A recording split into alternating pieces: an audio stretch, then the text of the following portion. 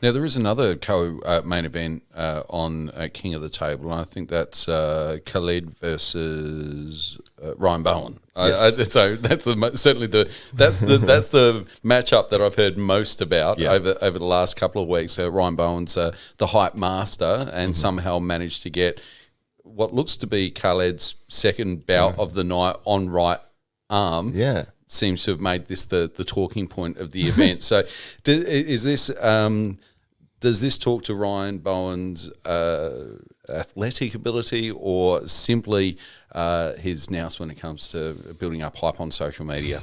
Yeah, well, I mean, he's the master at that. Absolutely, he's got that following down. He's probably one of the most successful in terms of being able to get people interested in his matches.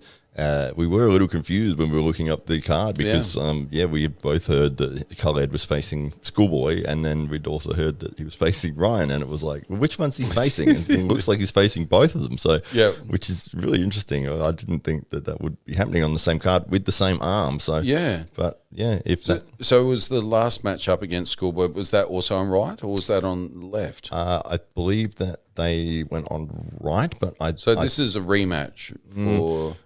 From what I remember, and this is off the top of my head, that was just a messing around that they were training. I don't think it was like an official. This is an official match. It was just I think it was just like, because when you look up, just two men holding hands. There's nothing to see here. Yeah, right. I think Schoolboy had a match against Larry or something, and he was in Dubai. Okay, and Khaled was there, and they had some after pull. Messing around on the table, but it wasn't an official match, and I do think it might have been part of the just the videos that came out in the days afterwards. We weren't too sure if it was just a training video, and all of that. Okay, so now we're going to see what actually plays out on the table between those two big athletes, and what's your call there? Well, I think that it's a little bit of a mismatch actually. Okay, I think that Schoolboy has it all day. Okay. Yeah. I think it's 6 rounds they're doing, right arm.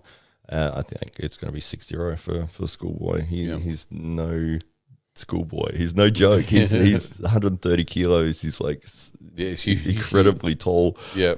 And there's very, nothing Schoolboyish about him anymore, is there? It's just a Mickey Mouse t-shirt on. It's just a giant with a Mickey Mouse t-shirt. Right. Yeah. That's right. Russian giant. Yeah. I think Khaled, his advantage is that he has this incredibly strong hand and grip and wrist, and he's very aggressive. But in terms of his experience in high-level competition, I don't think that he has anything for Schoolboy. I think Schoolboy will just dominate him. Right. Yeah. Okay. So does he? How does that play up with it when he's got the second match on? Does he want to leave some for Ryan Bowen? Is maybe some of Ryan Bowen's chirping and trash talk making him feel like, well, look, I might just roll over on the first one and make sure that I don't lose to Ryan Bowen. And so maybe some of the trash talk could be working counterintuitively for the Australian. It could be, yeah. That one's a little bit more of a mystery for me. Schoolboy being enormous, which is incredible because he's only 16 years old. He's always going to be 16 no matter what. Yeah, I mean, seriously, I think he's 20 something. Been around the world. He wasn't allowed to walk on his feet for the first 5 years of his life. It was all handstands. It was just bars in the room, and you're not allowed to touch the floor. Yeah, you had to climb your way around the room. Yeah, it was raised by chimpanzees. That's right. In a small private zoo just outside of Moscow. Yeah. It's always just outside. It's never actually. It's never in the heart of it. It's not. Whereas underneath the zoo in Moscow, in a bunker, in a cave, in that type of environment, right? That would be good, but it. I don't know, outside. It is. It's classed as outside of Moscow. Yeah. If it has a tunnel that reaches it, it's still outside. It's outside. But yes, so it will be an interesting matchup. Khaled and Ryan Bowen.